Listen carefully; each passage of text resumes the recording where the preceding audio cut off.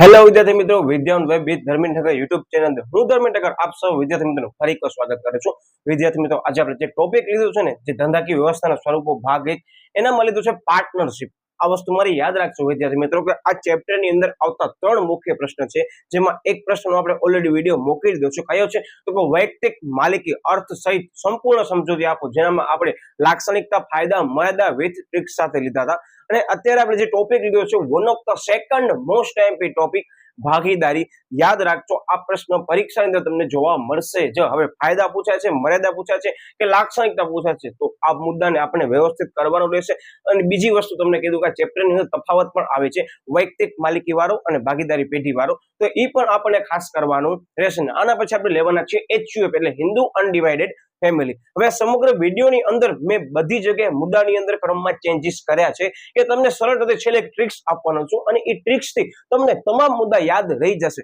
તમને કહી દઉં કે આ ચેપ્ટરની અંદર દરેક પ્રશ્ન છે ને ખૂબ જ અગત્યનો ભાગ ભજવે છે, તેમજ તેના મુદ્દા છે ને તેનાથી પણ વધારે અગત્યનો ભાગ ભજવે છે. શું કામ કે તમને બધાને ખ્યાલ છે કે આની અંદર મુદ્દા મિક્સ ન થવા જોઈએ, એટલે જ હું તમને કહું છું કે વ્યવસ્થિત તમે યાદી બનાવજો. આગળ વૈયક્તિક માલિકી વખતે મેં તમને સમજાવ્યું એ રીતે મસ્ત મજાનો તમે એક પર્ટિક્યુલર ફોર્મેટ બનાવજો કે એક જ પેજની અંદર સમગ્ર કોન્સેપ્ટ ક્લિયર થઈ જાય એ રીતે આપણે લખવાનું રહેશે. ને મેં તમામ કીવર્ડ્સ અહીંયા લઈ લીધા છે, એટલે ખાસ ધ્યાનપૂર્વક દરેક મુદ્દાને સમજો. અત્યારે તમને કોઈ પણ સાહિત્ય ઉપાડવાની જરૂર રહેતી નથી, તમારું ધ્યાન માત્ર અહીંયા હોવું જોઈએ. તમારો મને થોડોક ટાઈમ આપો, તમે ખાલી વિડીયોને જો, પછી છેલ્લે તમને એમ જ લાગશે કે વાહ સાહેબ, એક જ વિડીયોની અંદર અમારું સંપૂર્ણ ભાગીદારી ટોપિક ક્લિયર થઈ ગયો. ક્લિયર? ઓકે. સૌથી પહેલા મેં લીધી છે લાક્ષણિકતા, બરાબર. એના પહેલા આપણે અર્થ કરી લઈએ છીએ કે ભાગીદારીનો અર્થ આપી તેની લાક્ષણિકતાઓ અંગે સમજૂતી આપો, અથવા એમ પૂછે ભાગીદારીનો અર્થ આપી તેના લાભાલાભ અંગે સમજાવો. લાભાલાભ એટલે શું? તો કે ફાયદા પ્લસમાં મર્યાદા બંને સમજાવવાની રહેશે. તો જ્યારે પણ પ્રશ્નમાં લાભાલાભ લખેલું હોય ત્યારે ખાસ ધ્યાન રાખજો. ઓકે, હવે ધ્યાન રાખજો કે આ જે મેં વ્યાખ્યા લખી છે ને વિદ્યાર્થી મિત્રો, ધોરણ 12 ની અંદર ફરીથી રિપીટ થશે. ચેપ્ટર નંબર 1 નામના મૂળ તત્વમાં સૌથી પહેલો ચેપ્ટર એ છે ભાગીદારી, બરાબર. એટલે ખાસ ધ્યાન રાખજો. શું કહે છે કે ભાગીદારી એવી વ્યક્તિઓ વચ્ચેનો સંબંધ છે, બરાબર. બધા વતી મતલબ કે બધામાંથી કોઈ પણ એક વ્યક્તિ હશે, અથવા તો બધા દ્વારા શું કરવાનું હશે? ધ્યાન રાખજો. તો કે ચલાવતા ધંધાનો નફો વહેંચી લેવા માટે શું થાય છે? સંમત થાય છે. મતલબ કે બધા ભેગા થઈને નક્કી કરે કે યસ, આપણે શું કરીએ છીએ, કાં તો બધા ભેગા થઈને પાર્ટનરશિપની અંદર બિઝનેસ કરશું ને સંચાલન કરશું, અથવા બધા વતી કોઈ વ્યક્તિને શું કરવામાં આવશે? સંચાલન સોંપવામાં આવશે. અને જે પણ ધંધો જે છે નફો કમાવશે, એ નફાને શું કરશે? બધા વહેંચી લેશે ને સંમત થાય છે. તો એને વિદ્યાર્થીઓ શેના તરીકે ઓળખવામાં આવે છે? તો કે ભાગીદારી તરીકે ઓળખવામાં આવે છે, બરાબર. ક્યાંથી લેવામાં આવે છે? ખાસ ધ્યાન રાખજો, આની આંકડાકીય માહિતી પણ તમને કામ આવશે. તો કે 1932 ભાગીદારી કાયદા મુજબ આ વ્યાખ્યા આપણે સમજૂતી આપવાની રહેશે. પરીક્ષામાં પૂછાય છે કે ભાગીદારીનો અર્થ, બરાબર, 1932 ના કાયદા મુજબ જણાવો એક ગુણ, ત્યારે કમ્પલસરી એઝ ઇટ ઇઝ આ વસ્તુ છાપવાની રહેશે. એનો મતલબ સમજી ગયા ને? અર્થ કોઈ પણ એક આવશે. હવે આનો અર્થ આવે છે તો લોંગ ક્વેશ્ચનમાં વૈયક્તિક માલિકીનો આવશે, અને વૈયક્તિક માલિકીની અંદર લોર્ડ કેન્સે વ્યાખ્યા આપી હતી. જો એ પૂછાય છે તો આ પ્રશ્ન તમને લોંગ ક્વેશ્ચનમાં જોવા મળશે. એટલે ખાસ ધ્યાનપૂર્વક આપણે તૈયારી કરવાની રહેશે. અને આ ચેપ્ટરમાંથી મેં તમને અગાઉ પણ કીધું હતું, ફરીથી કહી દઉં છું કે લોંગ ક્વેશ્ચન આવવાના પૂરેપૂરા ચાન્સીસ છે જ, બરાબર. ઓકે, હવે આપણે લઈએ છીએ લાક્ષણિકતાઓ. સાવ ઈઝી લાક્ષણિકતાઓ છે, 10 લાક્ષણિકતાઓ છે, એટલે 5 ગુણની અંદર 10 લાક્ષણિકતાઓ પૂછી શકાય છે. ક્લિયર? એટલે ધ્યાનપૂર્વક સમજો, અને સાવ ઈઝી લાગશે. જેણે વૈયક્તિક માલિકી વાળો વિડીયો જોઈ લીધો છે ને વિદ્યાર્થી મિત્રો, એને આ મુદ્દા સાવ ઈઝી લાગશે. એટલે ખાસ ધ્યાનપૂર્વક આપણને કરવાના રહેશે. ધ્યાન તો આપવું જ પડશે. અત્યારે કાંઈ તમને ટિક માર્ક કરવાની જરૂર રહેતી નથી, છેલ્લે હું તમને ટાઈમ આપીશ ત્યારે તમે ટિક માર્ક કરી શકશો. ક્લિયર? હવે લાક્ષણિકતામાં સૌથી પહેલી લાક્ષણિકતા આવે છે સ્થાપના. તો સાહેબ યાદ કેમ રાખવું? તો બધા આપણે મુદ્દા જ્યારે કહીએ છીએ ને, એનામાં સૌથી પહેલો યાદ રાખવાનો મુદ્દો સ્થાપના. કારણ કે દરેક પેઢી ચાલુ કરતી વખતે સૌથી પહેલા આપણે શું કરવી પડશે? સાહેબ એની સ્થાપના કરવી પડશે. બીજો તબક્કો, સાહેબ એની નોંધણી કરવી પડશે. ત્રીજો તબક્કો, સાહેબ પૈસા, એટલે મૂડી તો જોઈશે જ ને. આમ યાદ રાખશું. ક્લિયર? અને બીજી હજી એક ટ્રિક્સ આપીશ વ્યાખ્યાની જેમ. ઓકે, શું કહે છે સ્થાપનાની અંદર? કે આની સ્થાપના એટલી બધી જટિલ કે લાંબી નથી, અને ખૂબ જ સરળ છે. બસ આ જ વસ્તુ સમજાવવાની છે. જ્યાં તમને વચ્ચે ઓબ્લિક દેખાય છે, લીટીઓનો મતલબ કે ત્યાંથી તમને બીજો પેટા મુદ્દો શરૂ કરવાનો રહેશે. ઘણા વિદ્યાર્થીઓને અત્યારે ન ખ્યાલ હતું, કહી દઉં છું કે આપણને હવે આ જે ધોરણમાં આવી ગયા છે, કોમર્સમાં આવી ગયા છે, તો શક્ય હોય ત્યાં સુધી આપણને ફકરાની અંદર ઉત્તર લખવાના નહીં. પોઈન્ટ પાડી મસ્ત મજાના તમે ઉત્તર લખો કે પેપર તમારો વ્યવસ્થિત લાગે ને સિસ્ટમેટિક લખાણ લાગે. ક્લિયર? ઓકે, તો પહેલો મુદ્દો સાવી છે સાહેબ, સ્થાપના કેવી છે? લાંબી નથી અને કેવી છે? ખૂબ જ સરળ છે. ઓકે છે. પછી નોંધણી કરશું. નોંધણી ક્યાં કરવામાં આવે છે? તો યાદ રાખજો કે ભાગીદારી પેઢીની નોંધણી અધિકારી પાસે આપણે કરાવવામાં આવે છે. નોંધણી કરાવવી ફરજિયાત નથી. યાદ રાખજો શું કહે છે કે તમે જે પણ ભાગીદારી તૈયાર કરી છે, નક્કી કરી છે, બધા ભેગા થયા છો, એની રજીસ્ટ્રેશન કરાવવું ફરજિયાત નથી, પણ કરાવશો તો હિતાવહ એટલે કે ફાયદાકારક રહેશે. આવી રીતે આપણે સમજાવવાનું છે. Okay, yes. એના પછી છે મુદ્દા નંબર 3 કે કરારજન્ય સંબંધ. અત્યારે મેં તમને કીધું કે આપણે આ જે વ્યાખ્યા લીધી એ વ્યાખ્યા ક્યાંથી આવી? સાહેબ, ભાગીદારી કરાર 1932 મુજબ આવી છે. પર્ટિક્યુલર ભાગીદારી પાર્ટનરશિપનો જે પર્ટિક્યુલર આપણે કહીએ કે પેઢીની સ્થાપના થશે ને તો એ જનરલી કરારને ધ્યાનમાં લઈને જ કરવામાં આવે છે. અને કદાચ તમે કરાર નથી કરતા તો તમારા ઉપર ડિપેન્ડ કરે છે. કરાર કેવો હોઈ શકે? કાં તો મૌખિક હોઈ શકે અને કાં તો લેખિત હોઈ શકે. ધોરણ 12 ની અંદર ફરીથી આ સમજૂતી આવવાની છે. હવે લેખિત કોને ધ્યાનમાં લઈને કરવામાં આવે છે અત્યારે તમને વર્તમાનમાં યાદ રાખવાની જરૂર રહેતી નથી. માત્ર ધોરણ 11 ને ધ્યાનમાં લઈને આપણે સમજૂતી લીધી છે. ઓકે, લેખિત કે મૌખિક કરાર દ્વારા અસ્તિત્વ આવે છે અને લેખિત કરાર કરવો હિતાવહ છે. કે આપણે લેખિતમાં કરાર કે અગ્રીમેન્ટ કર્યું હશે, બરાબર, પાર્ટનરશિપ ડીડ બનાવી હશે, બરાબર, તો વિદ્યાર્થી મિત્રો ઘણી બધી ફાયદાકારક થઈ શકે છે. જેનો મેં નમૂનો અહીંયા તમારા સમક્ષ રજૂ કર્યો છે કે આવી રીતે પાર્ટનરશિપ હોઈ શકે છે, બરાબર. આ એક્ઝામ્પલ જ છે માત્ર. ઓકે, પછી આવે છે મુદ્દા નંબર 4 ધારાકીય સ્થાન. જ્યાં પણ કાયદો આવી ગયો ને વિદ્યાર્થી મિત્રો, એ શું બની જાય ખબર છે? ધારાકીય બાબત બની જાય, મતલબ લીગલ મેટર્સ બની જાય. એક રીતે તો અંદર શું કહેવા માંગે છે કે ધારાકીય સ્થાન ભાગીદારી પેઢીને કઈ રીતે મળે છે? તો યાદ રાખજો કે 1932 ભાગીદારી કાયદા મુજબ, બરાબર, એની અંદર જેટલી પણ બાબતોનો ઉલ્લેખ કરવામાં આવ્યો છે એને ધ્યાનમાં લઈ તમારી પેઢી શું કરી શકશે? તો કે જે પણ ભાગીદારો છે એને હક આપી શકશે, ફરજો આપી શકશે, સત્તા આપી શકશે. નોંધણી અંગેની જોગવાઈઓ આપવામાં આવી છે, બરાબર. આ શોર્ટમાં લખું છું કે આ તમામ ભાગીદારી કાયદાની અંદર ધ્યાનમાં લઈ કઈ કઈ બાબતો આપણી ભાગીદારી પેઢીની અંદર કયા ભાગીદારને મળવી જોઈએ, તો બધી બાબતો ક્યાં દર્શાવેલી છે? 1932 ભાગીદારી કાયદામાં બધી બાબતોનો ઉલ્લેખ કરેલો છે. એમાં 1932 વિદ્યાર્થી મિત્રો ખાસ ધ્યાન રાખજો. 1 માર્કની અંદર MCQ માં અથવા શોર્ટ ક્વેશ્ચનમાં પૂછવું હોય કે ભાગીદારી કાયદો જે છે પેઢીને કઈ રીતે લાગુ પડે છે, કયા વર્ષની અંદર એનો ઉલ્લેખ કરવામાં આવ્યો હતો, તો શું આવશે? 1932. ને કંપનીદારો જે છે સૌથી પહેલો કયો હતો? તો કે 1956. વર્તમાન સમયમાં કયો છે? તો કે 2013 કંપનીદારો. આ 3 આંકડાકીય માહિતીમાં ખાસ ધ્યાન રાખવાનું રહેશે, જે પૂછાઈ શકે છે શોર્ટ ક્વેશ્ચનમાં. ઓકે, ધેન શું આવે છે? એનું આયુષ્ય, કે ભાગીદારી પેઢીનું આયુષ્ય કેટલું હોઈ શકે છે, કેવી રીતે નક્કી કરવામાં આવે છે, અને ભાગીદારીનો અંત આવે તો કેવી રીતે આવે છે? જેમ સેક્રેટરીનો અંત આવે છે એમ જ ભાગીદારીનો અંત આવે છે. પણ વસ્તુ વિદ્યાર્થી મિત્રો ખાસ ધ્યાન રાખજો, આ બે વસ્તુ અત્યારે તમને રજૂ કરવામાં આવે છે જે ધોરણ 12 માંથી આવવાની છે. પહેલું આવે છે ભાગીદારીનું વિસર્જન અને બીજું આવે છે ભાગીદારી પેઢીનું વિસર્જન. આ બેમાં તફાવત છે. ભાગીદારીનું વિસર્જન એટલે શું? જે પાર્ટનરશિપ હતા ને એ લોકો વચ્ચે શું થશે? વિસર્જન થશે. પર્ટિક્યુલર જે પાર્ટનરશિપ છે એ ત્યાં કમ્પ્લીટ થઈ જશે કે ભાઈ નફા નુકસાનના પ્રમાણમાં ફેરફાર થશે, ઘણી બધી વસ્તુમાં ફેરફાર થશે, મૃત્યુ થશે, પ્રવેશ થશે, બરાબર. અસ્થિર મગજનો ભાગીદાર જાહેર થશે, કાર્ય કરવા માટે સક્ષમ નહીં હોય ત્યારે પણ ભાગીદારીનું વિસર્જન આવશે, પણ પેઢીનું વિસર્જન આવશે નહીં. અને પેઢીનું વિસર્જન એટલે સંપૂર્ણ ધંધો ભાગીદારી પેઢી છે ને એ સ્ટોપ કરી દેવામાં આવશે. સમગ્ર જે છે કાર્ય એનું બંધ કરી દેવામાં આવશે. આ બે તફાવત છે, અત્યારે પૂછવામાં આવતા નથી, પણ તમને આ બે વસ્તુ વચ્ચે તફાવત ખ્યાલ હોવી જરૂરી છે. Okay, yes. જેમાં શું કે છે યાદ રાખજો કે એનું આયુષ્ય મર્યાદિત છે. 1 માર્ક ની અંદર પૂછાઈ શકે છે કે ભાગીદારી જે છે એનું આયુષ્ય કેવું છે? ઘણા બધા ઓપ્શન નીચે હોઈ શકે અથવા 1 માર્કમાં પૂછાઈ શકે. તો યાદ રાખજો કે ભાગીદારીનું આયુષ્ય મર્યાદિત છે, પણ ભાગીદારીની જવાબદારી કેવી છે? અમર્યાદિત છે. હું રિપીટ કરી દઉં, બે વસ્તુ છે, મિસઅન્ડરસ્ટેન્ડિંગ ન થવી જોઈએ વાંચતી વખતે કે ભાગીદારીનું આયુષ્ય પૂછે તો કેવું છે સાહેબ? ટૂંકું છે ને મર્યાદિત છે, પણ ભાગીદારોનું જે છે, બરાબર, જવાબદારીનું પ્રમાણ કેવું છે? અમર્યાદિત છે. જે વ્યક્તિગત માલિકીની અંદર હતો એ જ એઝ ઇટ ઇઝ અહીંયા આવશે. આપણે સમજૂતી લેવાના છે, મુદ્દો છે ઓલરેડી, બરાબર. ઓકે, મર્યાદિત છે. માત્ર ભાગીદારીનો અંત આવે છે, પેઢીનું વિસર્જન થતું નથી. મેં તમને જે કીધું માત્ર શેનો અંત આવશે અહીંયા સાહેબ? ભાગીદારી એટલે કે પાર્ટનરશિપ જે છે એનું જ વિસર્જન થવાનું છે. ઓકે, ધેન શું કહે છે કે આ અંત જે છે કઈ રીતે આવે છે, કયા એવા સંજોગોને કારણો છે? તો સૌથી પહેલા ભાગીદારીનું મૃત્યુ થાય, પછી અસ્થિર મગજનો જાહેર થાય, પછી કોઈ પણ નવો ભાગીદાર પ્રવેશે છે તો નફા નુકસાનની વહેંચણીના પ્રમાણમાં ફેરફાર થશે, એટલે ફરી પાછું શું કરવામાં આવશે? એમાં ભાગીદારીનું અંત આવી અને નવી ભાગીદારી જે છે એ શું કરવામાં આવશે? એની સ્થાપના કરવામાં આવશે. અલ્ટિમેટલી ધંધો ચાલુ જ રહેશે. માત્ર ભાગીદારી જે પાર્ટનરશિપ ડીડ છે એનામાં ચેન્જીસ આવશે, બરાબર, જેમાં પ્રોફિટ શેરિંગમાં ફેરફાર થશે. પછી નાદાર જે છે ને વ્યક્તિ જ્યારે પણ થશે ને ભાગીદાર, કે ભાઈ કોઈ પણ પેઢીનો એક કોઈ ભાગીદાર છે કે જે નાદાર જાહેર થાય છે તો એને પણ ભાગીદારીમાંથી એને કાઢી મૂકવામાં આવે છે. ઘણા બધા એવા કારણો છે, આપણે વિસ્તૃત અહીંયા લેતા નથી. આવી રીતે ભાગીદારીનો અંત આવી શકે છે. આ પ્રશ્ન શોર્ટ ક્વેશ્ચનમાં ટાર્ગેટ કરી શકો છો કે કઈ રીતે ભાગીદારીનો અંત આવે છે પણ પેઢીનું વિસર્જન થતું નથી. આ બે વસ્તુ એવી છે કે થોડાક વિદ્યાર્થીઓ કન્ફ્યુઝન ક્રિએટ કરે છે, એટલે ખાસ ધ્યાનપૂર્વક મેં આને મેન્શન કરી છે. યસ, હવે એના પછી મુદ્દો આવે છે મૂડી, જે બધા ધંધાની અંદર જરૂરી છે. પછી કંપની હોય, કોઈ પણ ભાગીદારી પેઢી હોય કે વ્યક્તિગત માલિકી હોય, સાહેબ મૂડી વગર કાંઈ નહીં થાય. તો મૂડીમાં શું કે છે ધ્યાન આપજો કે કરારની અંદર દર્શાવ્યા મુજબ દરેક ભાગીદાર જે છે મૂડી લઈને આવશે. હવે કરારમાં દર્શાવ્યા મુજબ એનો મતલબ શું ખબર છે?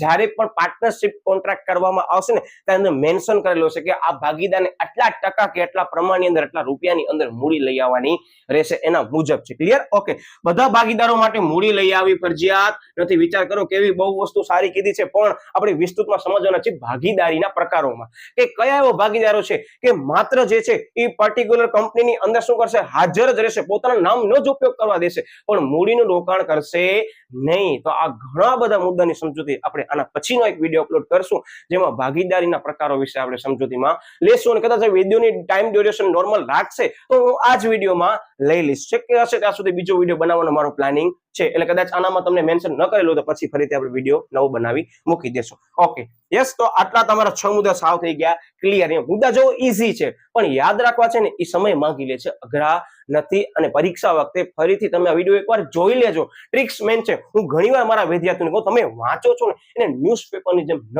વાંચો. હા વિદ્યાર્થી મિત્રો, એકવાર તમામ મુદ્દા તૈયાર કરી લો, વિડીયો જોઈ લો, મોઢે લખી લો, પછી પ્રશ્ન સમગ્ર આખો મોઢે લખવાની કોશિશ કરો. અત્યારે તમને કહું છું કેવી રીતે, પહેલા પ્રશ્ન વાંચો અથવા પ્રશ્નનો વિડીયો જોઈ લો. તમારી 3 વસ્તુ ક્લિયર થઈ ગઈ. શું કામ? કે તમે જોવો છો, સાંભળો છો અને પર્ટિક્યુલર મગજમાં બેસાડો છો અને તમને દેખાય છે કે આ વસ્તુ ખરેખર આમ સમજાવવાની છે. એટલે તમારે અહીંયા 4 વસ્તુ ક્લિયર થાય છે. પ્લસમાં એક માર્કનો પ્રશ્ન તમારે હું અહીંયા જ ક્લિયર કરાવી દઉં છું. તો તમે વિડીયો જોઈ લીધો પછી એને બને ત્યાં સુધી કીવર્ડ્સને મોઢે લખો, પહેલા પોઈન્ટ સાથે, પછી લખાઈ જાય તો ચેક કરો કયો મુદ્દો આપણને હજી યાદ નથી આવ્યો. અને મારો શબ્દ વિદ્યાર્થીઓ યાદ રાખજો કે જે વિદ્યાર્થી વિડીયો જોવે છે ને લખીને કરે છે ને એને ગેરંટી સાથે કહું કે એને પ્રશ્ન પરીક્ષામાં આવડી જશે. શું કામ? કે જ્યારે પણ પ્રશ્ન ઘરે લખતા હશો તમે ત્યારે એકાદ બે મુદ્દા ભૂલાઈ જશે. આપણી યાદશક્તિ એવી છે કે જે આપણે ભૂલતા હશું ને પ્રથમ વખત, એ બીજી વખત સૌથી પહેલા યાદ આવશે. તો તમને કરવું પડશે એ નક્કી છે, પણ થોડોક સમય પણ ફાળવવો પડશે. અત્યારે તમારા પાસે સમય હોય તો બિંદાસથી તમે એનો ઉપયોગ આવી રીતે કરો, તમને પરીક્ષા વખતે સાવ ઈઝી લાગશે. બાકી તમે પરીક્ષા વખતે રિવિઝન માટે કરી વિડીયો જો તો ઝડપથી તમે જોઈ લો, કારણ કે તમારા મુદ્દા છે, હવે કોન્સેપ્ટ ક્લિયર છે. એટલે હું શરૂઆતની અંદર જ કહી દઉં છું કે આપણે વિડીયોને કોન્સેપ્ટ સાથે સમજજો, કેમ યાદ રાખવાનો છે એ પણ હું તમને સમજાવીશ, ટ્રિક્સ કઈ છે એ પણ હું સમજાવીશ, અને પ્રેક્ટિકલી કેવી રીતે આનો ઉપયોગ કરવામાં આવશે એ પણ હું તમને સમજાવીશ. એટલે તમારો જે કોન્સેપ્ટ છે, તમારો જે ફંડામેન્ટલ વસ્તુ છે, બધી અહીંયા ક્લિયર થઈ જશે. પછી ઇન ફ્યુચર તમે કોઈ પણ ડિગ્રી કરશો ને ત્યારે મુદ્દો આવવાનો જ છે, બરાબર? ત્યારે તમને સરળતાથી યાદ આવશે બધા. Okay, yes. હવે એના પછી મુદ્દો આવશે ભાગીદારોની સંખ્યા, કારણ કે હવે મૂડી લઈ આવશે તો આપણે સંખ્યા નક્કી કરવી પડશે કે ભાઈ ઓછામાં ઓછા કેટલા ભાગીદારો હોય. તો બધાને ખ્યાલ છે વિદ્યાર્થી મિત્રો, તમને બહુ લોજિકલી એક ક્વેશ્ચન પૂછું છું કે જે સાવ પ્રેક્ટિકલ છે. કોઈ એક વ્યક્તિ બિઝનેસ કરતો હોય તે ભાગીદાર ગણાય? અરે ના સાહેબ યાર, ઓછામાં ઓછો એક વ્યક્તિ કામ કરતો તો વ્યક્તિગત માલિકીમાં આવે છે. આવી ગઈ વ્યાખ્યા યાદ? ઓકે, તેનો મતલબ કે એક થી તેથી વધારે વ્યક્તિ એટલે ઓછામાં ઓછા કેટલા હોવા જોઈએ? સાહેબ ઓછામાં ઓછા 2 વ્યક્તિ હોવા જોઈએ, ત્યારે જ ભાગીદારી કહેવાય. એકલો વ્યક્તિ બિઝનેસ કરતો એટલે કે હું પાર્ટનર છું મારા બિઝનેસનો, એકલો જ પાર્ટનર કહેવાય, બીજો કોઈ હોય નહીં. અને શું કહેવાય? વ્યક્તિગત માલિકી કહેવાય. પણ એમ કે 2 જણા ભેગા બિઝનેસ કરીએ છીએ એનો મતલબ કે 2 શું હશે? પાર્ટનર્સ. નો મતલબ મિનિમમ કેટલા જે પર્સન હોવા જોઈએ? તો કે 2 હોવા જોઈએ, ત્યારે જ પાર્ટનરશિપ બની શકે છે. આ નિયમ કે છે. ક્લિયર? અને આપણને પ્રેક્ટિકલી વસ્તુ ખબર પણ પડી ગઈ કે 2 વ્યક્તિઓ ત્યારે જ એને પાર્ટનર કહેવામાં આવે. એક વ્યક્તિ કોઈ એમ કે આ પાર્ટનર છે બિઝનેસનો, કયા હિસાબે આ વસ્તુ યોગ્ય ગણાય? ક્લિયર? એટલે આમ યાદ રાખજો, ગોખવાની જરૂર રહેતી જ નથી. ક્લિયર?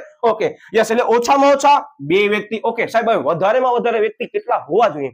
અહીંયા ખાસ ધ્યાન રાખજો, મેં અલગ પેનથી લખ્યું છે. એનો રીઝન એ છે કે આ મુદ્દો 1 માર્કની અંદર one of the most time છે. જો આ લક્ષણ 5 માર્ક્સમાં નથી આવતા, 3 માર્ક્સમાં નથી આવતા, 2 માર્ક્સમાં નથી આવતા, આંકડાકીય માહિતી 1 માર્કની અંદર ચોક્કસ આવશે જ. હું શું કહું ખબર પડે છે? જો આ પ્રશ્નમાંથી 5 ગુણનો પ્રશ્ન પૂછાઈ ગયો તો ઓલરેડી કવર થઈ ગયો 1 માર્કની બાબત, પણ કદાચ મેન્શન નથી કરવા, મુદ્દો પૂછવો જ નથી. આના લાભ અને ગેરલાભ પૂછવા છે તો વિદ્યાર્થીઓ તો થશે શું ખબર છે? આ પ્રશ્ન 1 માર્કમાં જોવા મળે. 1 માર્ક રોકડો કેમ લેવાનો છે જોઈ લો કે 2013, ધ્યાન રાખજો કે 2013 ની જે કલમ છે, બરાબર, કઈ તો કે કંપની ધારાની, એની અંદર કલમ નંબર 464 ઇંગ્લિશમાં યાદ રાખજો, 464 ને ધ્યાનમાં લેવામાં આવે તો ભાગીદારી પેઢીની અંદર, બરાબર, કંપની ધારા 2013 મુજબ 100 થી વધારે ભાગીદાર ન હોવા જોઈએ. એટલે સૌથી પહેલો કે કંપની ધારા 2013 શું કહે છે કે ભાઈ 100 થી વધારે કોઈ પણ વ્યક્તિ ન હોવો જોઈએ જો તમે ભાગીદારી પેઢી રાખો છો તો. ક્લિયર? શું કહેવા માંગે છે? 100 રૂપિયાની નોટ યાદ રાખી લો કે 100 રૂપિયાની નોટ થી વધારે કોઈ હોવી ન જોઈએ આપણી પાકીટની અંદર. આમ યાદ રાખવાનું. પરીક્ષામાં લખવાનું નથી કે 100 થી વધારે વ્યક્તિઓ ન હોવા જોઈએ. તો હવે 2014 ની અંદર એમાં ફેરફાર કરવામાં આવ્યો છે અને બીજી કલમ કઈ મૂકી છે યાદ રાખજો કે હાલમાં કંપની ધારાના પરચુરણ નિયમ, હવે હું અત્યારે અલગ પેનથી નોટ ડાઉન કરું છું, પરચુરણ નિયમ એટલે મિસેલેનિયસ જે છે બરાબર એ પર્ટિક્યુલર નિયમને ધ્યાનમાં લઈ મેક્સિમમ કેટલા ભાગીદાર હોવા જોઈએ, મેક્સિમમ કેટલા ભાગીદાર હોવા જોઈએ, એનો મતલબ એનાથી વધારે ન જ હોવા જોઈએ. તો એ લોકો નક્કી કર્યું, એક કામ કરો, પેલા નક્કી કેટલા કરતા 100 થી વધારે નહીં, તો હવે કામ કરો ઓછા કરી નાખો, આવડી મોટી પેઢીની આપણે જરૂર રહેતી નથી, એટલા બધા ભાગીદારો ઝઘડી પડશે. આ માત્ર યાદ રાખવા માટે ઝઘડી પડશે લખવાનું નથી. ઇટ મીન્સ કે આની અંદર કેટલા ભાગીદારો હોવા જોઈએ, વધુમાં વધુ તો કે 50 થી વધારે હોવા જોઈએ નહીં. હવે ક્લિયર થઈ ગયો. ઓછામાં ઓછા સાહેબ 2, પછી 2013 બરાબર કલમ નંબર 464 મુજબ શું તો કે સાહેબ વધારેમાં વધારે 100 થી વધારે ન હોવા જોઈએ. 2013 મુજબ કંપની ધારો અમલમાં છે એમાં 2014 ની અંદર ફેરફાર કરવામાં આવ્યો મિસેલેનિયસ એટલે કે પરચુરણ નિયમને ધ્યાનમાં લઈ કે 50 થી વધારે હોવા જોઈએ નહીં. સાહેબ હવે યાદ કેમ રાખવું અમને કહી દો પ્રેક્ટિકલી બરાબર, પરીક્ષામાં કેમ યાદ આવશે? 2 યાદ રહી ગયો. વધારેમાં વધારે 100 રૂપિયાની નોટ ને ઓછામાં ઓછી પાકીટમાં કેટલી નોટ હોવી જોઈએ? 50 હોવી જોઈએ. આ બે વસ્તુ યાદ રાખજો. આ માત્ર યાદ રાખવા માટે છે. રૂપિયા જે છે તમને એક્ઝામ્પલ માટે કીધું કે સરળતા તમને યાદ આવી છે. ક્લિયર? વસ્તુને યાદ રાખવાની રહેશે. ઓકે, ધેન પછી મુદ્દો શું આવે છે? સંચાલન. સાવ ઈઝી પોઈન્ટ છે, અમુક મુદ્દો તો સાવ ઈઝી છે પણ યાદ રાખવાના છે. શું કહે છે કે 1 થી વધારે ભાગીદાર પણ આનું સંચાલન કરી શકે છે. આપણે વ્યાખ્યામાં કીધું હતું બરાબર, કાં તો બધા ભાગીદારો વતી 1 અથવા 1 થી વધારે ભાગીદારો બધા ભેગા મળીને શું કરે છે? પાર્ટનરશિપ કરે છે. પછી બીજું શું કહે છે? સંચાલનની અંદર બધા ભાગીદારો સંયુક્ત રીતે નિર્ણય લેવાનો અધિકાર ધરાવે છે. જો એની અંદર ઉલ્લેખ જ કરેલો છે કે બધા જે ભાગીદારો છે એ સંયુક્ત થઈને નિર્ણય લઈ શકે છે, તો બધા ભાગીદાર દરેક ડિસિઝનની અંદર બરાબર પોતાનો ભાગ ભજવી શકે છે અને હા ના કરી શકે છે. બરાબર, આ બધી વસ્તુ તમને ધોરણ 12 માં આવશે કે કેટલા પ્રમાણની અંદર ઠરાવ કેવી રીતે પસાર કરવામાં આવે છે. આ બધી વસ્તુ અત્યારે સમજવાની નથી પણ માત્ર યાદ રાખવાની જ છે. આપણે વિસ્તૃતમાં અત્યારે લેતા નથી કારણ કે આ ખરેખર ચેપ્ટર આખો સીએ નો છે. તમને કહી દઉં ત્યારે પણ સીએ કરશો ને આગળ ઇન ફ્યુચરમાં તો આ જ બધી વસ્તુ આવશે. મેં અગાઉ પણ કીધું હતું કે અર્થશાસ્ત્રમાં મેં તમને કીધું હતું કે નિયમ કદી બદલી શકે નહીં, એમાં ફેરફાર થાય. એમાં માંગનો નિયમ ક્યારે નહીં બદલે, પુરવઠાનો નિયમ ક્યારે નહીં બદલે. અપવાદ છે એ અલગ વસ્તુ છે પણ નિયમમાં ક્યારે ચેન્જીસ આવશે નહીં. એવી જ રીતે ભાગીદારી કાયદા મુજબ જેટલા પણ કાયદા છે ભાગીદારીના બરાબર કે ભાગીદારી કાયદા મુજબ જેટલી પણ કલમ છે એમાં નવી કલમ એડ થશે પણ જૂની કલમમાં ક્યારે ફેરફાર થશે નહીં. ત્યાં વર્ડ શું કરેલું હશે, તમે સીએ કરશો કે બીકોમ કરશો કે એમકોમ કરશો કે બીબીએ કરશો, ત્યાં માત્ર વર્ડ જે છે એ જ વસ્તુ જે છે એ જ કરાશે. એ અંગ્રેજીની અંદર યાદ રાખવાનું રહેશે. આંકડાકીય માહિતી બદલશે નહીં. ઇટ મીન્સ તમે ફ્યુચરમાં જ્યારે પણ કરશો ત્યારે પણ ભાગીદારી કરાર છે 1932 જ લખેલું છે એનો એક્ટ બરાબર, પાર્ટનરશિપ એક્ટ. Okay, yes. હવે શું કહે છે એની અંદર સંચાલન થઈ ગયો મુદ્દો અમારો સાહેબ ક્લિયર. હવે આવે છે જવાબદારી. મેં તમને કહી દીધું અગાઉ કે વ્યક્તિગત માલિકીની જવાબદારી પછી આ ભાગીદારી પેઢીની જવાબદારીમાં ભાગીદારોની જવાબદારી કેવી છે? અમર્યાદિત છે. હું રિપીટ કરી દઉં, અમર્યાદિત એટલે શું? ઘણા વિદ્યાર્થીઓ ભૂખવાની કોશિશ કરે છે. કેમ સમજી લો કે પેઢી જે છે ભાગીદારી પેઢી કોઈ પાસેથી ઉછીના નાણાં લે છે અથવા લોન લે છે પણ ભવિષ્યની અંદર પેઢી જે છે મતલબ કે દેવું ચૂકવી શકે તેમ સક્ષમ નથી, તો શું કરશે ખબર છે? સૌથી પહેલા એ પેઢીની જેટલી પણ મિલકતો હશે ને એનો શું કરવામાં આવશે? ઓક્શન કરવામાં આવશે ને વેચાણ કરવામાં આવશે. એટલે એમાંથી નાણાં બચશે તો એ નાણાં ક્રમ અનુસાર નિયમ અનુસાર કંપની ધારા મુજબ વિસર્જનના નિયમ અનુસાર શું કરવામાં આવશે? તો કે થર્ડ પાર્ટી ત્રાહિત પક્ષકારને દેવામાં આવશે. હવે તમે ત્રાહિત પક્ષકારને નાણાં આપી દીધા છતાં પણ તમારા ઉપર હજી દેવું છે તો શું કરશે ખબર છે? તો કે લિક્વિડેટરની નિમણૂક કરવામાં આવશે, એસપી માં આવશે. તો લિક્વિડેટર શું કરશે? તમારી જે પોતાની પર્સનલ અંગત મિલકતો છે ને વિદ્યાર્થી મિત્રો એ પણ વેચીને દેવું ચૂકવવું પડશે. આ ધ્યાન રાખજો. હવે આની અંદર બે પ્રકાર પડે છે, એક તો મર્યાદિત જવાબદારી વાળી ભાગીદારી પેઢી અને અમર્યાદિત જવાબદારી વાળી ભાગીદારી પેઢી. સાહેબ શું કામ કહો છો? પાછળ પ્રકારમાં આવવાનું જ છે જેને એલએલપી તરીકે ઓળખવામાં આવે છે, લિમિટેડ લાયબિલિટીઝ પાર્ટનરશિપ બરાબર. લિમિટેડ છે, જવાબદારી કેવી છે? મર્યાદિત છે. પણ અત્યારે લક્ષણમાં ખાસ ધ્યાન રાખજો શું આવશે? તો કે જવાબદારીની અંદર અમર્યાદિત વર્ડ આપણને સમજાવવાનું રહેશે. અહીંયા આપણને અમર્યાદિત જ રાખવાનું છે, કાંઈ પણ આમાં ફેરફાર કરતા નહીં. એ પ્રકારની અંદર આવશે ત્યારે આપણે સમજશું. એનો મતલબ કે ભાગીદારોની અંગત મિલકતો વેચીને પણ જવાબદારી શું કરવી પડશે? સાહેબ ચૂકવવી પડશે. એનો મતલબ તમને પૈસા દેવા પડશે બરાબર. ઓકે, પછી જો તમારા પાસે કાંઈ બચતું નથી બરાબર, બધા ભાગીદારની અંગત મિલકત વેચી નાખી છે છતાં પણ નાણાં બચતા નથી, તો છેલ્લે જે કન્ડિશન હશે એ કન્ડિશનને ધ્યાનમાં લઈ તમને તમારી મૂડી નહીં મળે, તમને ફાયદો નહીં મળે બરાબર, તમને પૈસા ચૂકવવાના જશે. અને જેટલી પાર્ટીને ચૂકવી શકાય એમાં ક્રમ છે ધોરણ 12 માં આવશે ચેપ્ટર નંબર 7 એકાઉન્ટની અંદર કે આ ક્રમ કયો છે વિસર્જનનો તે ધ્યાનમાં લેવામાં આવશે. તો એ બધાના નિયમને ધ્યાનમાં લઈ શું કરવામાં આવે છે? તો કે પેઢીનું વિસર્જન કરવામાં આવે છે, નાદારી નોંધાવવામાં આવે છે. નાદારી એટલે કાંઈ નહીં બરાબર, બેંકરપ્સી જાહેર કરશે કે ભાઈ હવે અમારા પાસે પૈસા નથી, અમે બધી વસ્તુ વેચી નાખી, અમારી ઘરની મિલકતો વેચી નાખી તો પણ પૈસા રહેતા નથી. તો આ બધી પ્રોસેસ છે અત્યારે વિસ્તૃતમાં કરવાની નથી, માત્ર સમજ માટે આપણે લીધી છે. પણ કોન્સેપ્ટ લખવાનું છે કે દેવું ચૂકવવા માટે પેઢીની મિલકતોનું વેચાણ કરવામાં આવે છે, છતાં પણ એ ચૂકવણી થઈ શકતી નથી દેવાની, તો શું કરવામાં આવશે? અંગત મિલકતો વેચી, એટલે કે ભાગીદારની પોતાની અંગત મિલકતો વેચીને પણ દેવું ચૂકવે કરવું પડે છે. એટલે ભાગીદારી પેઢીની પણ જવાબદારી એની અંદર રહેલા ભાગીદારોની કેવી છે?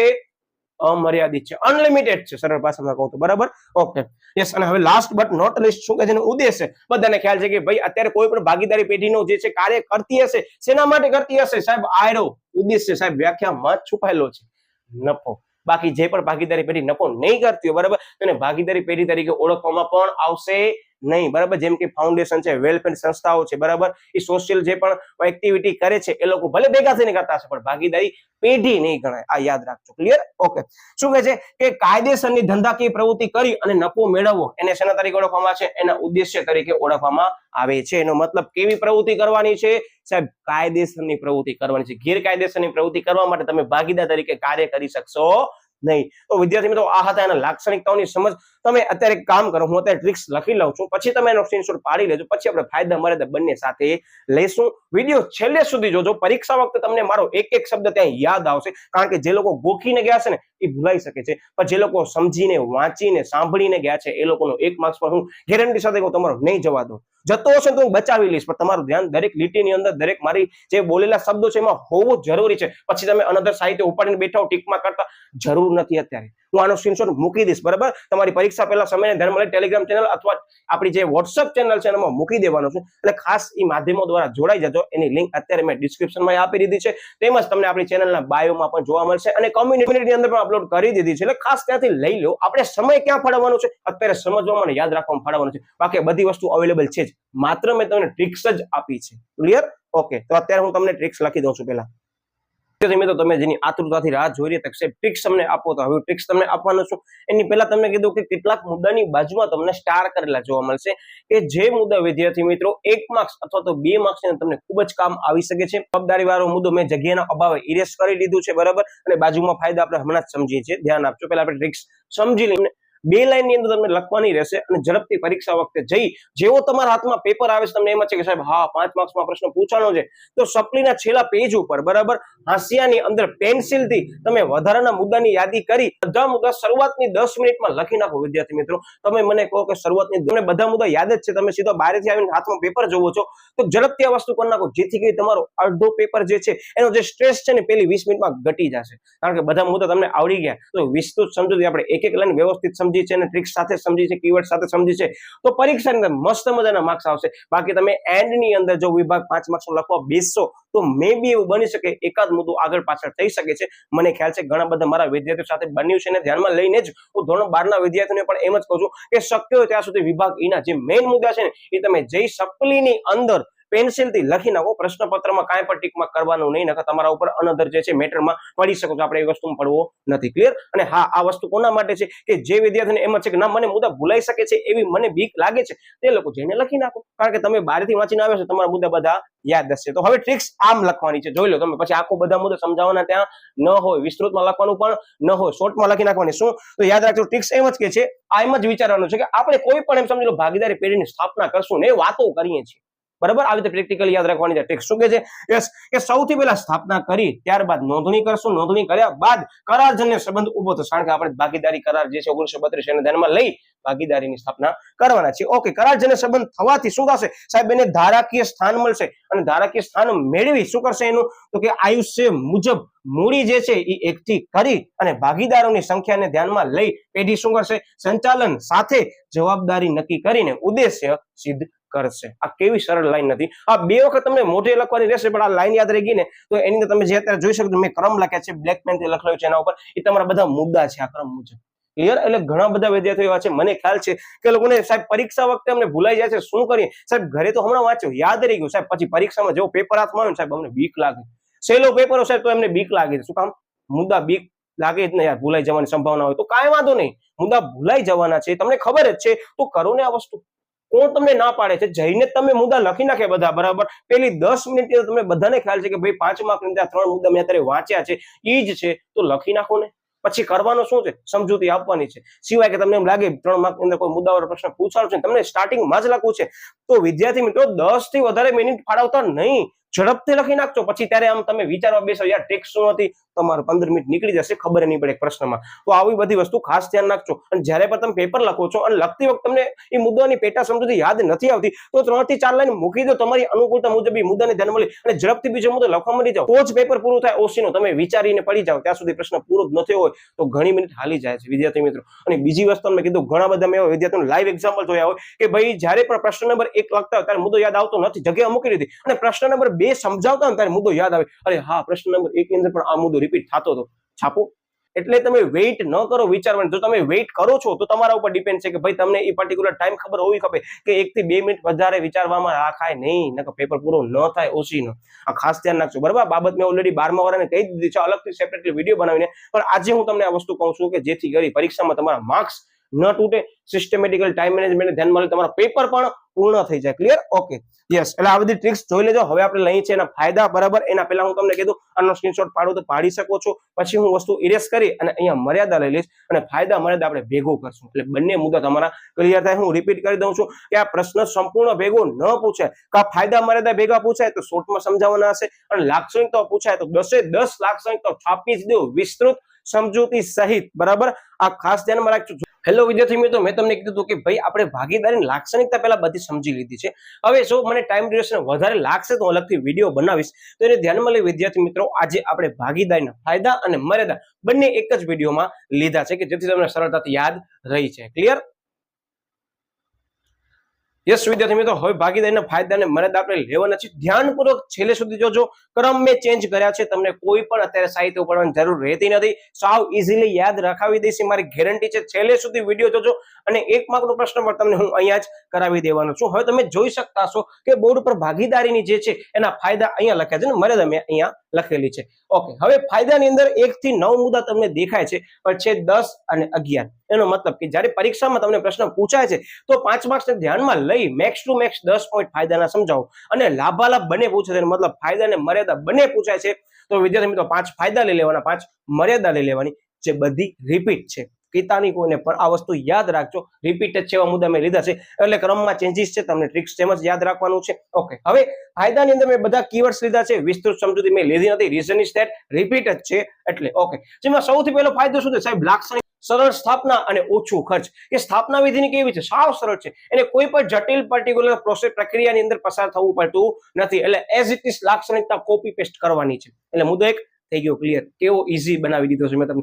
ઓકે, બીજા નંબરનો મુદ્દો સાહેબ વધુ મૂડી, મતલબ કે એકમની અંદર વિદ્યાર્થી મિત્રો જ્યારે એક કે તેથી વધારે વ્યક્તિઓ ભેગા થઈને કાર્ય કરતા હશે તો એ વધારે પ્રમાણમાં મૂડી એકઠી કરી શકશે, કારણ કે કોઈ માલિક અંદર એકલો માલિક જે મૂડી એકઠી કરે એની સરખામણીએ ભાગીદારી પેઢી અંદર 2 કે તેથી વધારે વ્યક્તિઓ ઝડપથી મૂડી એકઠી વધારે પ્રમાણમાં કરી શકશે, બરાબર. એટલે ફાયદો છે, લાક્ષણિકતા છે, ઇવન મર્યાદા પર છે. કઈ રીતે આપણે પછી સમજવાના છે. ક્લિયર? ઓકે, પહેલા લઈ લઈએ. યસ, એટલે વધુ મૂડી કઈ રીતે મેં તમને સમજાવ્યું એ રીતે. પછી આવજે કાર્યક્ષમ સંચાલન. ભાઈ વ્યક્તિગત માલિકીને જ્યારે એકલો વ્યક્તિ બધું કાર્ય કરતો હોય તો સંચાલન કેવું થઈ જશે સાહેબ? એના માટે વધારે મુશ્કેલી ભર્યું થઈ જશે. પણ ભાગીદારી પેઢીની અંદર વિદ્યાર્થી મિત્રો 2 કે તેથી વધારે ભાગીદારો હશે, એની અંદર દરેક ભાગીદાર કોઈ પણ કાર્યને શું ધરાવતા હશે? કુશળતા ધરાવતા હશે, એના પાસે અલગ જ્ઞાન હશે, એના પાસે અનુભવ હશે, તો એનો ઉપયોગ કરીને આપણે શું કરશું? જ્ઞાન અને શક્તિનો ઉપયોગ કરી યોગ્ય રીતે કાર્યક્ષમ સંચાલન આપણે કરી શકીએ. 3 મુદ્દા તમારા થઈ ગયા અહીંયા ક્લિયર. ચોથો મુદ્દો શું આવે છે? ઓછા કરવેરાનો બોજ. હવે ઓછા કરવેરાનો બોજ એટલે ધ્યાન રાખજો અહીંયા કે જે ભાગીદારીની અંદર જેટલો પણ નફો થાય છે વિદ્યાર્થી મિત્રો, તે નફો કોને વેચવામાં આવશે? સાહેબ ભાગીદારને વેચવામાં આવશે. વ્યાખ્યામાં જ કીધું હતું નફો વેચી લેવા માટે સહમત હોય, એનો મતલબ ભાગીદારી જે છે શું કરે છે? તો કે નફો વેચી નાખે છે. કોને વેચી નાખશે? ભાગીદારોને વેચી નાખશે. એનો મતલબ કે ભાગીદારી જે છે એના ઉપર કરવેરાનો બોજ આવશે નહીં. કોના ઉપર આવશે? ભાગીદારો ઉપર આવશે. એટલે મતલબ કે પેઢી ઉપર બોજ નહીં આવે. કોના ઉપર આવશે? તો કે ભાગીદાર જે વ્યક્તિઓ છે એના ઉપર આવશે, કારણ કે નફો આપણે વેચી દેશું. નિયમને ધ્યાનમાં લઈએ એટલે કે છે જો કે નફો દરેક ભાગીદારને વેચાય છે એટલે. ક્લિયર? આટલા મુદ્દો થઈ ગયા ક્લિયર. હવે મુદ્દો આવે છે કયો? તો કે ગ્રાહકો સાથે સીધો સંબંધ. આથી આવે મુદ્દો તો કે વ્યક્તિગત માલિકીની અંદર પણ ફાયદામાં તો યાદ છે, એટલે વ્યક્તિગત માલિકી જે છે એની જેમ જ શું કરવામાં આવે છે? તો કે ભાગીદારી છે એની અંદર ગ્રાહકો સાથે સીધો સંબંધ હશે, સીધે સીધું વસ્તુનું વેચાણ કરશે ભાગીદારો. ક્લિયર? એટલે આ સાવ ઈઝી છે, એટલે મેં આના મેઇન કીવર્ડ્સ જ લીધા છે. વિસ્તૃત સમજૂતી એટલે નથી લીધી કારણ કે ઘણા બધા મુદ્દા આવ્યા છે રિવિઝનના છે, જે ઓલરેડી આગળના વિડીયોની આપણે ચર્ચા કરી લીધી છે. ક્લિયર? ઓકે. બાકી મેઇન કીવર્ડ્સ મેં અહીંયા લખી દીધા છે. પછી આવે પરિવર્તનશીલતા. આ પણ મુદ્દો ક્યાં હતો? સાહેબ વૈયક્તિક માલિકીમાં હતો કે પરિવર્તનશીલતા. હવે પરિવર્તનશીલતા એટલે શું ખબર છે? કે સમય અને સંજોગો અનુસાર જે ભાગીદારી છે એનામાં પરિવર્તનશીલતાનો અવકાશ હશે. મતલબ કે ફેરફાર કરવાની શક્યતાઓ રહેલી છે. કારણ કે ભાગીદારી પેઢી છે એ સ્વૈચ્છિક રીતે જે છે એ ભેગા થઈને કાર્ય કરવા માટે કરી અને કરાર કરે છે પેઢીનો, બરાબર, નફો વેચવા માટે કરી. તો એનામાં સમય અને સંજોગોને ધ્યાનમાં લઈને શું કરી શકશું? આપણે ફેરફાર કરી શકશું કે નવા ભાગીદારને પ્રવેશ કરી શકશું. પછી નિવૃત્ત થાય છે તો પર્ટિક્યુલર ભાગીદારને નિવૃત્ત કરી શકશું. મૃત્યુ થાય છે. આ ઘણા બધા કિસ્સાની અંદર સર્વસંમતિથી શું કરવામાં આવે છે? તો કે પરિવર્તનશીલતા જે છે એને અવકાશ રાખવામાં આવે છે. પરિવર્તનશીલતા એટલે કાંઈ જ નહીં, ઇંગ્લિશમાં કહું ફ્લેક્સિબિલિટી છે, બરાબર. ચેન્જીસ થઈ શકે છે ભાગીદારીની અંદર. કોને ધ્યાનમાં લઈ? સર્વસંમતિ ધ્યાનમાં લઈ. એટલે મેં બદલાતા સંજોગો મુજબ જ વર્ડ લખ્યો છે. બાકી તમામ સમજૂતી તમારી ચોપડીની જે છે એ મેં અહીંયા લઈ લીધી છે સમજૂતીના માધ્યમમાં, બરાબર. માત્ર લખી નથી, કારણ જગ્યાના અભાવના કારણે મારો એવું ટાર્ગેટ છે કે 2 મુદ્દા તમારા અહીંયા ક્લિયર થઈ જાય એવી રીતે હું ઝડપથી રિવિઝનમાં લઈ લઉં. ઓકે. પછી શું આજે શ્રમ વિભાજનનો લાભ વિદ્યાર્થીઓ ધોરણ 12 ની અંદર ચેપ્ટર નંબર 2 માં આવે છે. યાદ રાખજો શ્રમ વિભાજનનો સિદ્ધાંત. શ્રમ વિભાજન દ્વારા શું શક્ય બને છે? આ પ્રશ્ન બોર્ડમાં પૂછાય છે તો યાદ રાખજો વિશિષ્ટીકરણ શક્ય બને છે. હવે સાહેબ શ્રમ વિભાજન એટલે શું? તો કે એકમની અંદર 2 કે તેથી વધારે ભાગીદારો હશે, જે દરેક ભાગીદાર કોઈક ને કોઈક ક્ષેત્રની અંદર શું હશે? કુશળતા ધરાવતા હશે. તેની કુશળતાનો, એના અનુભવનો, એના જ્ઞાનનો, એની શક્તિનો લાભ લઈ આપણે શું કરી શકશું? તો યાદ રાખજો શ્રમ વિભાજન કરી શકશું. મતલબ જે વ્યક્તિ જેમાં એક્સપર્ટ હશે એ મુજબ એને કાર્ય આપણે આપશું, બરાબર. ભાગીદારની દ્રષ્ટિએ શું કહે છે કે શક્તિ અને આવડત મુજબ એને કાર્ય સોંપી શકે છે. મેઇન કીવર્ડ્સ મેં લીધું છે, બાકી સમજૂતી આપી દીધી. ઓકે. પછી શું આવે છે? આર્થિક સત્તાનું વિકેન્દ્રીકરણ. યાદ આવ્યો? વૈયક્તિક માલિકીને આવ્યું તો વિકેન્દ્રીકરણ એટલે શું? તો માલિકી અને સંચાલનમાં ઐક્ય એવું ત્યાં લખેલું હતું. અહીંયા શું લખેલું છે? વિકેન્દ્રીકરણ, બરાબર. એનો મતલબ વસ્તુ એક જ છે પણ વર્ડ ચેન્જ કર્યા છે. હવે વિકેન્દ્રીકરણ એટલે શું? ફરીથી ઝડપથી રિવિઝન કરું છું કે જે એકમની સત્તાનું શું કરવામાં આવે? વિકેન્દ્રીકરણ સોંપી દેવામાં આવે એને વિકેન્દ્રીકરણ તરીકે ઓળખવામાં આવે છે. વિસ્તૃત સમજૂતી ધોરણ 12 માં આપણે લેશું, અત્યારે લેવાની જરૂર નથી. શું કહે છે કે સત્તા બધા ભાગીદારો વચ્ચે, બરાબર, વહેંચવામાં આવે છે, બરાબર. જેથી કરી શું થાય છે? તો આપણે આર્થિક સત્તાનું વિકેન્દ્રીકરણ પણ કરી શકશું. કાર્ય સરળતાથી પાર પણ પાડી શકશું. કોઈ પણ એક ભાગીદાર પર બોજ આવશે નહીં, બરાબર. ઓકે. પાછું કે લઘુમતી હિતોનું રક્ષણ. હવે લઘુમતી હિતો એટલે શું? તો કઈ અંદર એમ જ કહેવા માંગે છે કે દરેક ભાગીદાર જે છે એ દરેક ભાગીદારીના ડિસિઝનની અંદર, નિર્ણયની અંદર ભાગ ભજવી શકશે. જ્યાં સુધી બધા ભાગીદારો વિદ્યાર્થી મિત્રો સહમત નહીં થાય ને ત્યાં સુધી આગળ કોઈ પણ ડિસિઝન લેવામાં આવશે નહીં. આ એક પ્લસ પોઈન્ટ કહી શકાય અને માઇનસ પોઈન્ટ પણ કહી શકાય. પાછળ આવશે, આપણે સમજવાના છે મર્યાદામાં, બરાબર. તો શું કહે છે એની અંદર? તો કે તમામ જે પણ આપણે નિર્ણય લેશું એમાં દરેક ભાગીદારની સર્વસંમતિ હોવી જરૂરી છે. ત્યારબાદ જ નિર્ણય માન્ય ગણવામાં આવશે. અને જો એને પૂછ્યા વગર, કોઈ પણ ભાગીદારને પૂછ્યા વગર, સર્વસંમતિ વગર તમે જો નિર્ણય લેશો ને તો એ ભાગીદારી શું કરી શકે છે? વિસર્જનની માંગણી કરી શકે છે ભાગીદાર કે તમને મને પૂછ્યા વગર કેમ નિર્ણય લીધો? હું તો સમજ છું જ નહીં. તો આ બધા ઘણા બધા કારણો જવાબદાર છે, બરાબર. જે પ્લસ પોઈન્ટ કહી શકાય. કોની દ્રષ્ટિએ? તો કે ભાગીદારના પોતાના નિર્ણયની દ્રષ્ટિએ, બરાબર, પ્લસ પોઈન્ટ કહી શકાય કે મને પણ તમે એની અંદર સામેલ કરો ને સર્વસંમતિમાં જો હું હા કહીશ તો જ તમે નિર્ણય લઈ શકશો. ક્લિયર? ઓકે. યસ. પછી શું આવે છે? તો કે યોગ્ય નિર્ણય. આ વસ્તુ મર્યાદા પણ આવે છે. હવે વૈયક્તિક માલિકીમાં આપણે સમજ્યું હતું કે કોઈ પણ એક વ્યક્તિ ઝડપથી નિર્ણય લેશે વિદ્યાર્થી મિત્રો, તો એની અંદર ઝડપના કારણે ભૂલ ભરેલા નિર્ણયો પર લેવાની સંભાવના વધી શકશે. ત્યાં સુધી મર્યાદા હતી. કોનામાં? વૈયક્તિક માલિકીમાં. અહીંયા શું છે? પ્લસ પોઈન્ટ છે, બરાબર. એટલે જ તમને કહું છું કે એક મસ્ત મજાનો પેજ બનાવો, એની અંદર બધા મુદ્દા કવર કરી લો, એની સામેની બીજા જે મુદ્દા છે એ સમજાવો. એક્ઝામ્પલ તરીકે વૈયક્તિક માલિકી જે છે એ એક પેજ ઉપર, એના સામેના પેજ ઉપર શું આવશે? તો કે ભાગીદારી આવશે. ઘણા બધા મુદ્દા આવા સિમિલર લાગશે, તમને ગોતવા પડશે. એટલે હું તમને કહું છું સિસ્ટમેટિકલી કરજો. પછી શું કહે યોગ્ય નિર્ણયમાં? તો કે દરેક નિર્ણય કેવી રીતે લેશું? સાહેબ તમે હમણાં જ કીધું, ચર્ચા વિચારણા કરશું, પછી સર્વસંમતિથી લેવામાં આવશે અને બધા ભાગીદારો જે છે જ્ઞાન અને અનુભવનો લાભ આપણે અહીંયા લઈ શકશું. મતલબ નિર્ણય કેવા લેવાશે? યોગ્ય લેવામાં આવશે. ઓકે. લાસ્ટ મુદ્દો આવશે શાકપાત્રતામાં વધારો. કઈ દ્રષ્ટિએ જોવો કે છે કે જવાબદારી ભાગીદારોની કેવી છે? સાહેબ અમર્યાદિત છે. એનો મતલબ કે દરેક જે ભાગીદાર છે એ ઉધારમાં વેચતા હશે કે નાણાંનું ધિરાણ કરતા હશે તો એ અચકાયા વગર કરી શકશે. એને ખ્યાલ છે કે આની અંદર જો હું કોઈ પણ એવો ડિસિઝન લઈશ કે કોઈ પણ એવું ખોટું કરીશ તો જવાબદારી સમગ્ર પેઢી ઉપર આવી શકે છે અને તમામ ભાગીદારો ઉપર પણ આવી શકે છે. તો એને ધ્યાનમાં લઈ શું કરવામાં આવે છે વિદ્યાર્થી મિત્રો? તો કે આ તમામ નિર્ણય લેવામાં આવે છે. મતલબ કે શાકપાત્રતા શું થાય છે? એનામાં વધારો થશે. દરેક ભાગીદાર એવી રીતે કાર્ય કરશે કે એકમની શાકપાત્રતા વધે. આ હતા શું બધા ફાયદાઓ. હવે આપણે લઈએ છીએ બધી મર્યાદાઓ. મર્યાદામાં ઘણા મુદ્દા રિપીટ થાય છે એટલે આપણે મેઇન કીવર્ડ સમજીએ. શું કહે છે? સૌથી પહેલી મર્યાદા આવે છે ટૂંકું આયુષ્ય. આપણે આગળ જ જોયું કે ભાગીદારી અંદર આયુષ્ય કેવું છે, ટૂંકું છે. કઈ રીતે? તો કે ભાગીદારનું મૃત્યુ થાય, બરાબર, વિસર્જન થાય, અમુક નક્કી કરેલી સમય મર્યાદામાં આપણે જે છે ભાગીદારી જે છે બનાવીએ છીએ, બરાબર, ભાગીદારી કરારમાં. તો આ બધી બાબતોને લઈને ભાગીદારીનો શું થાય છે, આયુષ્ય ટૂંકું હોય છે. પેઢીનો અહીંયા શબ્દ શું આવે છે, ભાગીદારી, બરાબર, જે આપણે પાર્ટનરશિપ નક્કી કરીએ છીએ એ. તો આ ઘણા બધા કારણો છે કે ભાઈ નાદાર જાહેર થશે તો ભાગીદારીમાંથી એને શું કરવામાં આવશે, કાઢી નાખવામાં આવશે. ઘણા બધા રીઝન છે. એટલે ભાગીદારીનું આયુષ્ય કેવું છે સાહેબ, ટૂંકું છે. બીજો મુદ્દો શું આવે છે જોઈ શકો છો તમે, તો કે યસ, તો કે મૂડી જે છે મર્યાદિત છે. અને આ જ વસ્તુ પ્લસ પોઈન્ટ માઇનસ પોઈન્ટ બંનેમાં છે. તમે જોઈ શકો છો કે 2 કે તેથી વધારે કાર્યો ભલે ભાગીદાર કરી શકશે, પણ વિદ્યાર્થી મિત્રો વિશાળ પાયા પર કાર્ય કરવાનું હશે ને ત્યારે મૂડી એ લોકોને ઓછી પડી શકે છે. એવો જરૂરી નથી કે દરેક ભાગીદારી અંદર 40 ભાગીદારો હોય, 2 ભાગીદાર હોય ત્યારે વિદ્યાર્થી મિત્રો થોડું કાર્ય છે ને એ મુશ્કેલ ભર્યું થઈ શકે, કારણ કે 2 જ ભાગીદાર જે છે એ મૂડી લઈ આવતા હશે. તો જે વિકાસના કાર્યો છે, વિશાળ કાર્યક્ષેત્ર પર કાર્ય કરતા હશે, સંશોધન કરતા હશે, તો વિદ્યાર્થી મિત્રો ત્યાં એ મૂડી છે ને એ મર્યાદિત બની રહે છે. એ મેં સમજૂતી અહીંયા લઈ લીધી છે. એટલે અમુક કાર્ય એ કરી શકશે નહીં. આ હતી એની મર્યાદા. પછી ત્રીજો મુદ્દો શું આવે છે, જવાબદારી કેવી છે સાહેબ, અમર્યાદિત છે. વ્યક્તિગત માલિકીની જવાબદારી કેવી છે, અમર્યાદિત છે. મુદ્દા રિપીટ થાય છે, તમે જોઈ લીધા. હા, એનો મતલબ સાવ ઈઝી ક્વેશ્ચન છે. એનો મતલબ આનામાં સમજૂતી શું આવશે ખબર છે, મેં તમને કીધી એ જ વસ્તુ એઝ ઇટ ઇઝ, કે દરેક ભાગીદારની જવાબદારી કેવી છે, અમર્યાદિત છે. પોતાની અંગત મિલકતો વેચીને પણ ઉછીના ન લીધા હશે તો દેવું ચૂકવવું પડશે, અંગત મિલકતો પણ વેચવી પડશે. ચેપ્ટર 7 માં આવવાનું છે કે વિસર્જન કેવી રીતે કરવાનું છે, આપણે ત્યાં પણ સમજશું. પછી શું આવે છે, તો કે નિર્ણયો લેવામાં વિલંબ. જ્યાં સુધી સર્વસંમતિથી ભાગીદારો એમ સમજી લો કે બધા ભેગા થઈને એક જગ્યાએ સહમત નહીં થાય ને ત્યાં સુધી નિર્ણય લઈ શકાશે નહીં. અને એમાં એકમની અંદર વિદ્યાર્થી મિત્રો જો કુસંપ હશે અથવા તો કાંઈ ક્લેશ હશે 2 પર્ટિક્યુલર ભાગીદારો વચ્ચે કે કોઈ પણ વ્યક્તિ વચ્ચે, તો વિદ્યાર્થી મિત્રો નિર્ણય પણ કેવા લેવાશે, વિલંબથી લેવાશે, કારણ કે સર્વસંમતિ થશે નહીં. એટલે સમજી શકતા હશો કે આ બધી બાબતોને અહીંયા ધ્યાનમાં લેવામાં આવે છે. જેમાં શું કહે છે, યસ, કે દરેક ભાગીદારનો સંચાલનમાં ભાગ હોય છે. અંદરો અંદર કુસંપ હશે તો દરેક ડિસિઝન લેવામાં, નિર્ણય લેવામાં શું થશે સાહેબ, વિલંબ થઈ શકે છે. ઇવન મેં તમને અત્યારે કીધું કે જો આ લોકોને પૂછ્યા વગર નિર્ણય લેશે લઘુત્તમ હિતવાળો, તો ભાગીદારીનું વિસર્જન પણ થઈ શકે છે. ભાગીદારીમાં જ કહી શકે તમે મને આની અંદર ઇન્વોલ્વ નથી કર્યું, તો વિલંબ તો થઈ શકે છે, બરાબર. એક મર્યાદા છે, પ્લસ પોઈન્ટ પણ છે, બરાબર. આ 2 વસ્તુ ખાસ ધ્યાન રાખજો.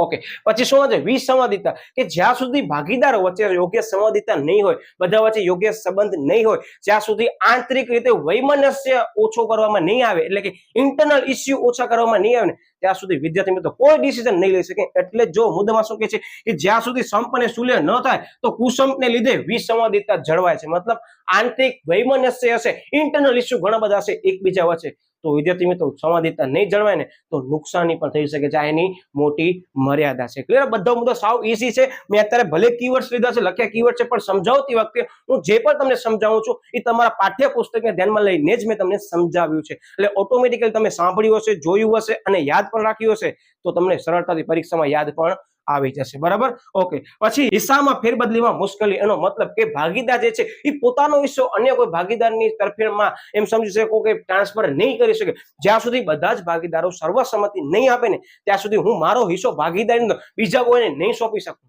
શું કહું છું ખબર પડે છે? મતલબ કે અહીં કોઈ પણ વ્યક્તિ પોતે ટ્રાન્સફર નહીં કરી શકે પોતાના હિસ્સાનો. અહીંયા ધ્યાન રાખજો, આનામાં સર્વસંમતિની જરૂર પડશે જ, જે ઓલરેડી મેં અહીંયા મેન્શન કરી દીધી છે, બરાબર. બધા કીવર્ડ્સ મેં મેન્શન કરી દીધા છે. ઓકે, પછી શું આવે છે, લાસ્ટ બટ નોટ લીસ્ટ. શું કહે છે કે રહસ્યની જાળવણીમાં મુશ્કેલી. વ્યક્તિગત માલિકીનો આ શું હતો સાહેબ, આ ફાયદો હતો. ભાગીદારીમાં શું છે સાહેબ, આ મર્યાદા છે. કારણ કે દરેક ડિસિઝન લેશું તો આપણે શું કરશું, બધા ભાગીદારને સર્વસંમતિથી બોલાવશું, એમના મંતવ્ય લેશું, એના ઓપિનિયન લેશું અને પછી આપણે શું કરશું, બધા સંમતિ આપશે તો જ આપણે શું કરશું, નિર્ણયો લેશું. એનો મતલબ ઇન ફ્યુચર આપણે કાંઈ પણ કરવાના છે એની ચર્ચા વર્તમાનમાં કરશું તો આપણા જે રહસ્ય ફ્યુચરમાં ધ્યાનમાં રાખવાના છે કોઈને કહેવાનું નથી. શું થઈ જશે સાહેબ, બધું રિવીલ થઈ શકશે. કારણ કે દરેક ભાગીદાર બીજાને કહી શકે છે, બારે વાતચીત કરી શકે છે કે અમે આ પર્ટિક્યુલર ડિસિઝન લેવાનો વિચારી રહ્યા છીએ. તો વિદ્યાર્થી મિત્રો આ પણ એની એક મર્યાદા છે. એક માર્ક અંદર પરીક્ષામાં ખાસ ધ્યાન રાખજો કે એમસીક્યુમાં પણ આ પ્રશ્ન પૂછાઈ શકે છે કે નીચેના પૈકી કઈ છે મર્યાદા છે અથવા કઈ મર્યાદા નથી, અથવા કયા ફાયદા છે ને કયા ફાયદા નથી. ત્યારે ધ્યાનપૂર્વક આપણને એમસીક્યુ આખો વાંચવાનો હશે, પછી તમને ઉત્તર આપવાના રહેશે. ઝડપ કરતા નહીં નકર માર્ક્સ જઈ શકે છે. એટલે વિદ્યાર્થી મિત્રો હવે મને આશા છે કે આ તમામ મુદ્દે તમારા ઇઝીલી સમજાઈ ગયા હશે. ટ્રિક્સ મેં તમને કીધી, આ ક્રમમાં ફેરફાર છે એ ટ્રિક્સ છે. ખાસ ધ્યાનપૂર્વક પરીક્ષાના દિવસે ફરીથી એકવાર વિડીયો જોઈ અને મોઢે લખીને જજો. તમને સરળતાથી આમાંથી કોઈ પણ પ્રશ્ન આવશે તમને સરળતાથી આવડી જશે, મારી ગેરંટી છે. આના પછી આપણે ભાગીદારીના પ્રકારોનો વિડીયો લેવાના છે. એટલે વિદ્યાર્થી મિત્રો મળ્યા નવા ટોપિક સાથે, ત્યાં સુધી બાય બાય. હજી પણ ચેનલ સબસ્ક્રાઇબ ન કરે તો ખાસ ચેનલ સબસ્ક્રાઇબ કરી દેજો, વિડીયોને લાઈક કરી દેજો અને બેલ આઇકન ઉપર પ્રેસ કરી દેજો. અને તમે અમારા સોશિયલ મીડિયા માધ્યમોમાં હજી પણ જોડાવાનું રહી ગયા તો ખાસ જોડાઈ જજો. બરાબર, તો મળ્યા નવા ટોપિક સાથે. ત્યાં સુધી બાય બાય.